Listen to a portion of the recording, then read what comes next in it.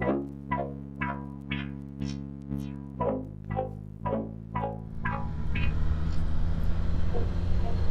do's and welcome back to the channel.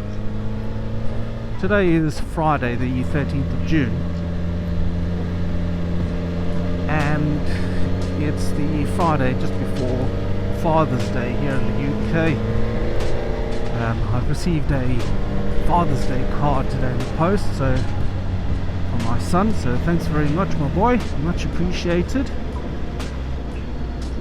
Big thumbs up. And yeah, I just thought I'd take this opportunity this afternoon just to put some more miles on the bike.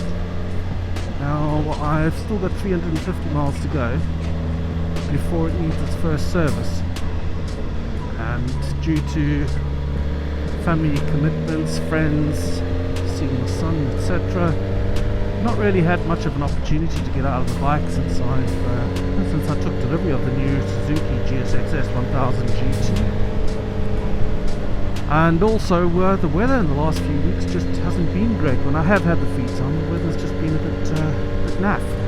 Plenty rain, cold, with cold snap. So today the temperature, although the bike is reading 25 degrees Celsius, I believe the temperature is about 21 or 22 degrees Celsius.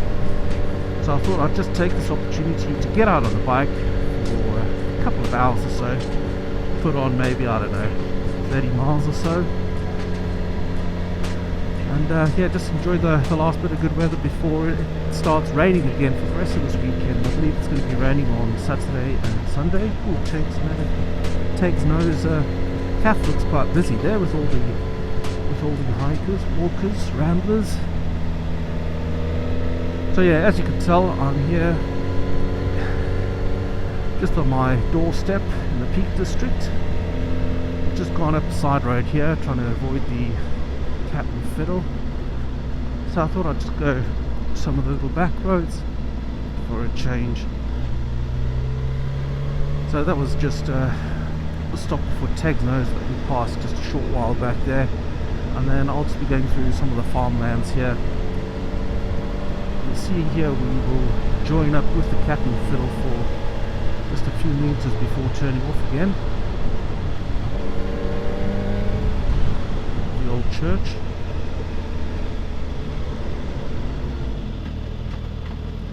I've forgotten what this little area is called. Cat and Fiddle. It's got a particular name, this little farm here. Forgot the name. Right, so up Cat and Fiddle for a few meters and then we're turning off. Beautiful views today. A little bit hazy, but otherwise sunny and warm, partly cloudy. Good biking weather, this, not too hot, not too cold, just right. And today I'm wearing again my Klim Marrakesh jacket with my hood jeans. Now my hood jeans, I think they're called K7. I think I bought it with the upgraded armour, the D30 Ghost armour, so very thin armour. But these jeans are AAA rated, similar to leather, they tell me. I've not had an accident in them yet, but due to the very high rating, the AAA rating, they're also exceptionally heavy for a pair of jeans, really, really heavy. So I have been contemplating getting the Klim Marrakesh trousers that go with the Marrakesh jacket. It's a great pair, and yeah, the reports are reasonable. You know, they do. The Marrakesh does allow quite a substantial amount of airflow through it.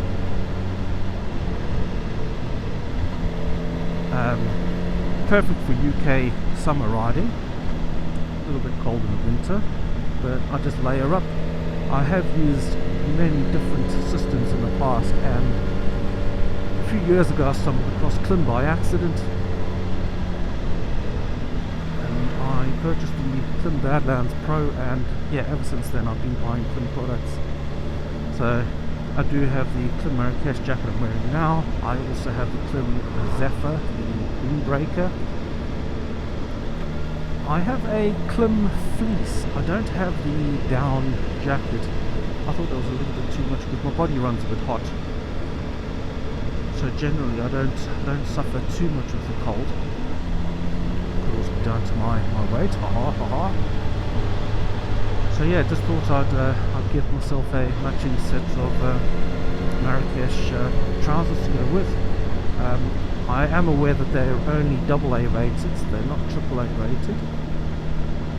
So I don't tend to ride around that quick anymore. I tend to prefer my slow moving tours with my mates. I say slow moving.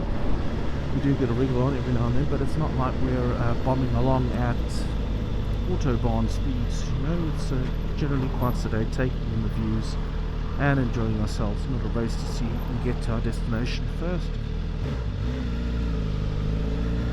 Oh, just having a look here while I'm pulling off. I know this is downhill, but earlier, coming through Macclesfield, I didn't realise. Now I'm aboard the Suzuki gsx-s 1000 GT. It's a 2025 model. This. And I pulled up to a roundabout. Wow, just look at that view. Fantastic, yeah? Fantastic. I'll tell you, England in the summer is so very pretty.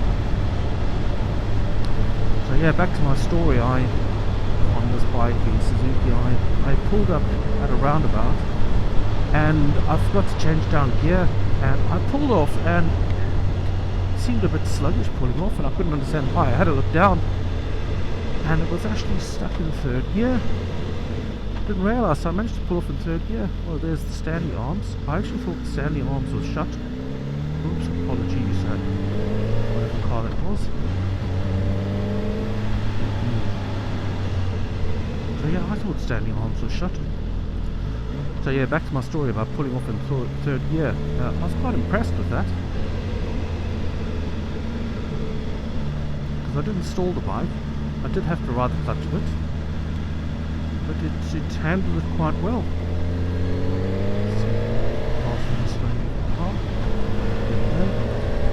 Yeah, it must be quite annoying for a car having a motorbike headlamp in the rear view mirror, you know, bouncing along through the undulations on the road. Yeah, I haven't been along this road for quite some time. We just passed the turn off for Macclesfield Forest. The forest is up yonder over the hills. Yeah, this little area, this little river that runs along here called the stream. Just see it there, one of the lambs in the field. Lovely, lovely green grass. Now, just be aware, everything that you're seeing on the screen is just the raw footage as it comes out of GoPro and DJI Osmo Action 4. Oh, those llamas. There's some llamas in the field there. Yeah, so most of the footage is going to come from my chin-mounted DJI Osmo Action 4. And as you see the footage, I don't process the footage or anything. I don't have all the fancy computers. I've just got my iPad. And basically, as the video comes out of the action cameras, that's exactly how I use it. So all these colors that you're seeing, they are vibrant green. So people may think that, oh yeah, you know, I've done something with the colors. But no, this is exactly how it is. There's some goats in the field. Oh, so that's goats, sheep, llamas. What else can we expect to see in the fields here? Just following the stream along here. I should have had a look on the map before I came riding along to see which areas we're going through. Hopefully there's a few little signboards, so I'll just mention it as we ride past them. But yeah, look at this. You know, often you see the cars parking up here and families having picnics on the side of the street. I think that fella had some binoculars around his neck. He's parked up there in that parking lot. Obviously a bird watcher, so he's probably going to get to some sort of lookout point. I know as we go here, under the trees just ahead here, there is a car park on one side. You can walk up the hill, brings you out on the top of the farmer's field. You can look down to the valley below. Myself and my son have done that a few times, just walked up and just sat there peacefully for a few minutes and enjoyed the view. The ramblers. countryside. What a beautiful Friday afternoon here in England, the Peak District.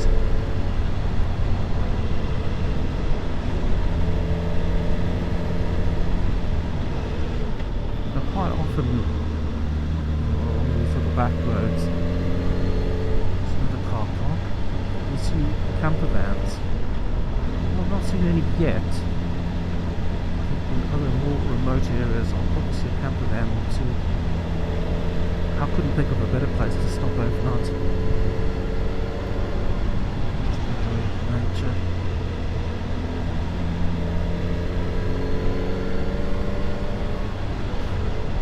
Unsure if anybody else watching my channel at the moment, watching this video, watches the van life people. But there's a chap here in the UK, his channel is called, calls himself Mad Mark. I think this channel is Mad Mark Van Life. And he goes from location to location, but one thing he talks about is called grounding. Now I wasn't aware of this before, and he was just mentioning in one of his videos that humans need grounding, which is, you know, getting out on your natural environment, barefoot, and actually having your feet in the grass, on the sand, on the earth, in the water. A brilliant concept, and since watching that video I have now, every time I've gone into the back garden, just taken off my shoes and just sat there with my feet in the grass, just soaking it all in, filling the senses, sight, sound, feel, touch I should say. Back there. Yeah, here's the car park I was talking about. So park your vehicle here. These chaps are having a look. Cross over the river, head up to the top there, and right up on top of the hill. It's a lovely lookout point. It is on a farmer's field, but there is public access way. There's a little wooden bridge there as well to get up to the top. I wonder if I can see it. Be able to see it up there. I can see it through the trees, but maybe it's a little bit too quick for the video. See if there's a little breakout point, but it's just up there. You can see it's on the top of the hills there. Thankfully I don't have any traffic, so I can just poodle along the point. Look up there. Brilliant. Fabulous views.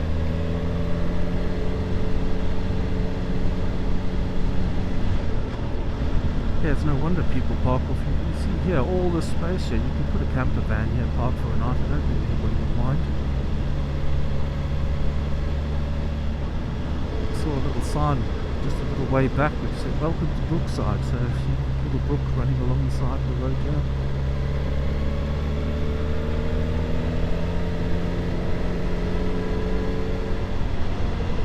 What is that? I think it was a squirrel.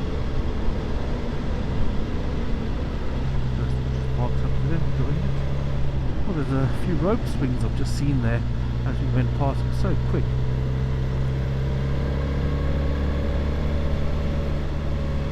There's a massive cow there in the field ahead of us.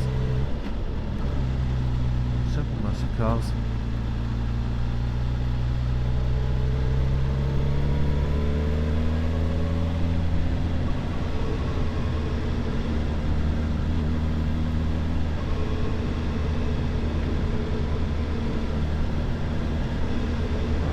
That. Done 10 miles already since I filled up. That was quick. I suppose when the view is as enjoyable as it is now, you don't even realise you're just absorbing everything from around you. They're quite tight and gradually bends these, so you wouldn't be able to whiz around here. Lovely house here on the corner. Look at that. Imagine living right here. Fantastic.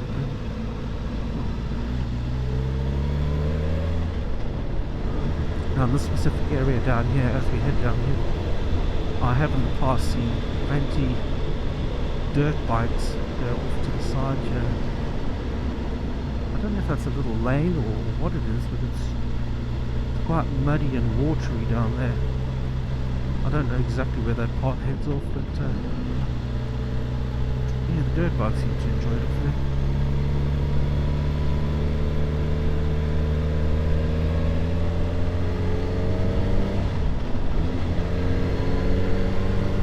Now again, what you can't see is my hay fever. The high pollen count seems to have activated my hay fever. I suffered tremendously when I rode home from work on Wednesday, and I'd run out of specific hay fever tablets, antihistamine tablets that I take. So yeah, I tried to brave it. I took some other tablets. I took loratadine instead, and yeah, those did not help one bit. Must be feeding time for the cows up there.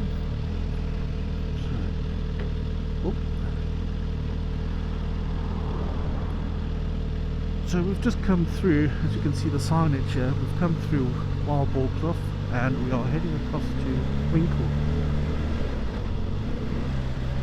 Now this little farm area, you can always smell the animals. So Jaguar, yeah, little gsx-s, very nice. You don't often see those. I used to be an owner of Jag. I used to have a big Jaguar XJ8. Was it a 3.8 litre V8? I love that car, so comfortable. Unfortunately, I had to eventually get rid of it because it just consumed so much fuel, and I was travelling down to Birmingham and back every other weekend to collect my son for the weekends, and yeah, I would have to drive down to Birmingham and back, fill it up again just to take it home.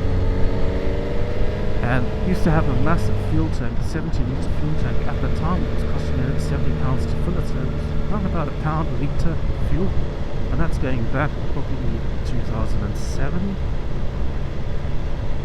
So yeah, fond memories of my Jag. It's got a Jag, as Jeremy Clarkson would say. What's happening here in the fuel? Tank's gone up.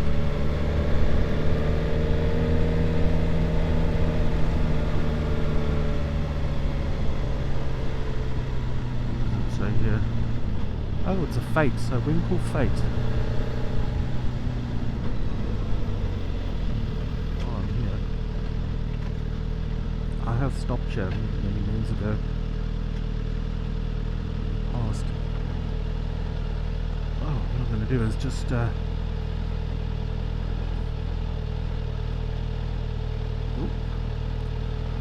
traffic.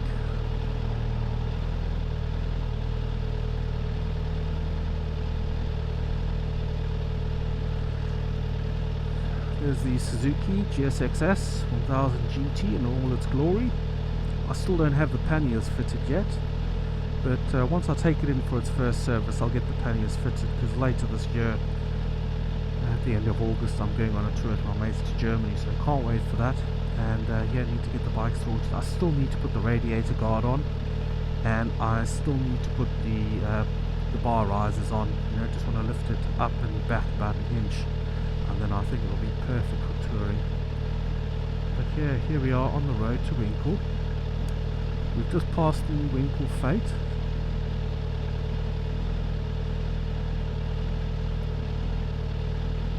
It almost looks like the Lion's Head in Cape Town also comes up to a sharp point like that. And it looks like a forest back there.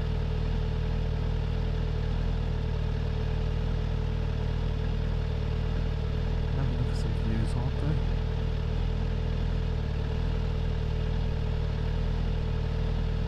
And that was now the first car I've seen. The truck that came past, that was the first car I've seen in a while. I know there were some cars at the crossing, but I'm talking about these little back roads. There's hardly any cars. So if you've got a small bike and you live near the Peak District, I really would recommend come riding around here. You don't need anything big and fast. I'd say, 125cc is good enough. I think all these new 400cc's would be even better if you had one of them, or a 350.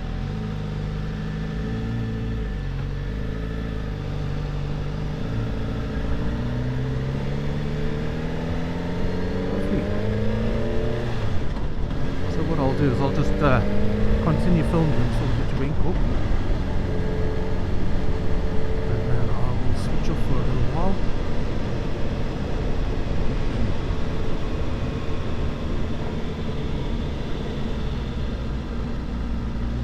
Hilltop Farm. I'm going to head down the hill towards the school.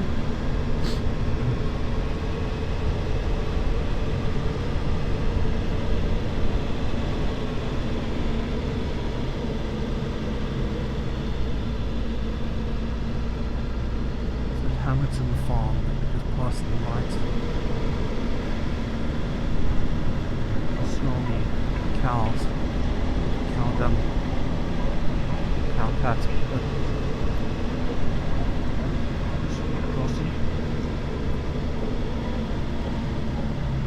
We have Wincle. This is Wincle. Hello, Wincle.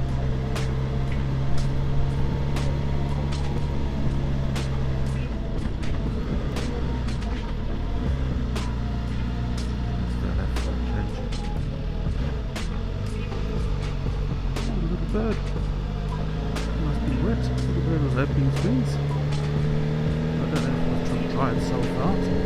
Just trying to sun.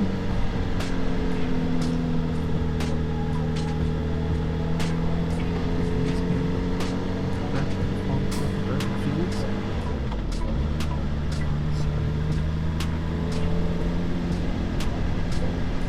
If only every day could be like this in England. Unfortunately, to get the field so green, you do need copious amounts of rain. So yeah, and that's why these fields are so green, because there's always a lot of rain in England. Right, so we'll end it there, and I'll see you again very soon when we get to the top of the ridge.